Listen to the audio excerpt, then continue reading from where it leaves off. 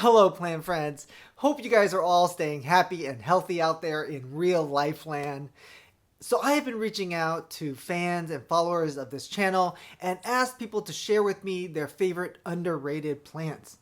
In this episode, Sue Lin is going to talk about a family of plants that were really popular a few years ago. They were all the hype, all the rage, and since then has somehow slipped off people's radars. Hope you guys enjoy this episode. Hi everyone, my name is Sue Lin, and thank you Jimmy for letting me be a part of your underrated houseplant series. I am a plant grower, a houseplant enthusiast living in Montreal, Canada. I do have a houseplant Instagram. It's called The Jungle Asian, and I don't really come on YouTube to talk about plants, so this is a really fun, cool experience for me. I think this is a great series, and I think it is such an important topic, especially now when there has been a huge influx of new houseplant hobbyists, a lot of people joining in, especially with the pandemic, and everyone is interested in the super rare, super elusive, aroids maybe, and I think it's really cool to be talking about plants that maybe are still equally beautiful, but aren't as expensive. Maybe plants that are a little bit more accessible for not just beginners of the hobby, but also people who've been in it in a long time. That's basically the main reason I wanted to join this video. And I have a couple of plants to talk about today, plants that I own right now, primarily in the Marantaceae family. So one of the concerns that perhaps comes up when we talk about going towards more underrated plants is that, they might be nice, but is it as exciting? Is it as exciting to not chase a rare, it plant? I thought about this for a while, and I thought about what is it that makes us love some of the rare plants that exist today, primarily in the aroids family. And I thought that the Marantaceae family fits very well with the same trends that follow the aroids, but they're way more accessible. The reason is there is a continuum amongst the plants in the family.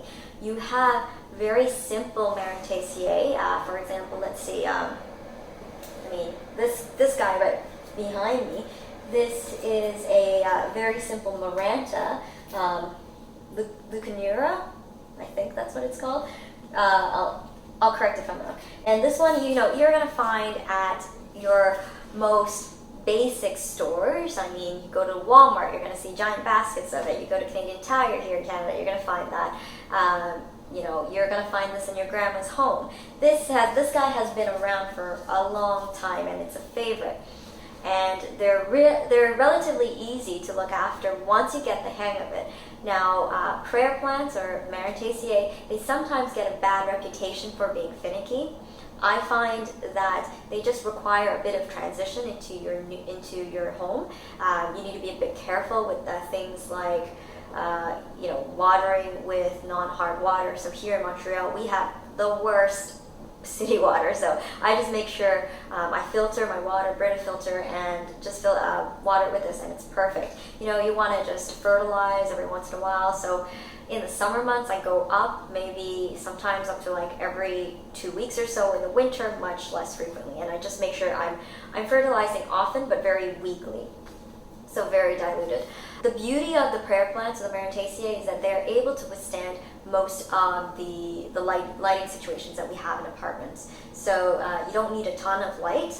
You can do well with moderate and direct levels of light. They can tolerate slightly lower levels, but they won't be as productive in their leaf growth. So it's great for that. You want good humidity though. So in this apartment, the winter months when the heating is on, God, it can get real low. It can get, sometimes 20 to 30% humidity. It does not love that. It likes to be at least around 40, probably 45, 50. So I do have some humidifiers on. But that's good for my plants, but it's also good for, me and my dry skin. Anyway, so yeah, so you can have the very basic ones like this beautiful Maranta. You can also have slightly more complex plants such as the Calathea, or what we now know as the Chipertia Museca. This one I just included. It's not really underrated because there was a bit of a craze for these guys a couple months ago. What I'm trying to show is that there is this variation between the different members of this family that start with things that are very, very available, things that are maybe a lot more hard to get. So this allows you to be a little bit of a collector, trying to find, there you go, here's one, here's another, right? So that's cool. Now, what else makes a plant desirable, a houseplant desirable? I mean, I think the big obvious one is how beautiful the plant is, right?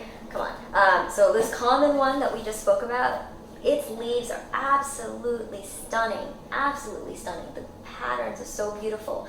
You have some really cool ones like the Calathea ornata.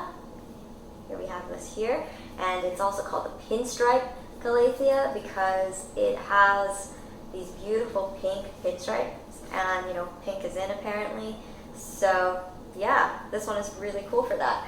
Sometimes we are after texture. So, if you want cool texture, well, let's go back to the Calathea Museca. I think it's actually a Japertia now. I can't pronounce its new name. Japertia starts with a K, but it has such cool texture. It's kind of like this slightly rough, leathery texture. But one of my absolute favorites is actually this Calathea or Japertia Zebrina. Look at that. I don't know if you can see on camera. I'll do a close-up. The texture on this, it is suede. It's not velvet, I'd say, but it's kind of this really gorgeous suede-like feeling, and it's absolutely stunning. You can see that, you know, you're gonna get some crispy bits if you're like me and you water accidentally with some hard tap water once in a while, or the humidity drops and you forgot for a bit, or you just you're not the perfect plant parent and you just forget to water once in a while. I remember I used to try to be quite perfectionistic about plants, but then the more I grow older, the more I realize that I don't actually have time for that. But yeah, it's cool. It's cool. It gets real big. It's lovely. Oh, here's another one that I absolutely love. Now this one is the Clayton Orbifolia. My specimen right here is still kind of small. It kind of looks like I think people say it looks like a candy cane, or I don't know, like some kind of candied mint. And these can get really huge. I'm sure you guys have seen the big ones on social media. But it is easy, really easy to look after. It's such a cool family of plants because there's so much variety that you can have. You can have plants that are slightly more expensive, like the Chipertia Museca. You can have super cheap ones like this that you can pick up for like $5 somewhere. The size as well. It's the other thing. You can have these slightly smaller ones, and they all kind of grow, obviously. This one's kind of a trailing habit. But you can also have these gigantic ones like I have here. This one is oh my gosh, it's a ctenanthe lubbersiana, and I picked this one up from, I think it was Rona, kind of like a hardware store, and it was really cheap. I mean, it was smaller than this, but it was already pretty big, and I got it for maybe $10 or something. It fills the room. It's lovely.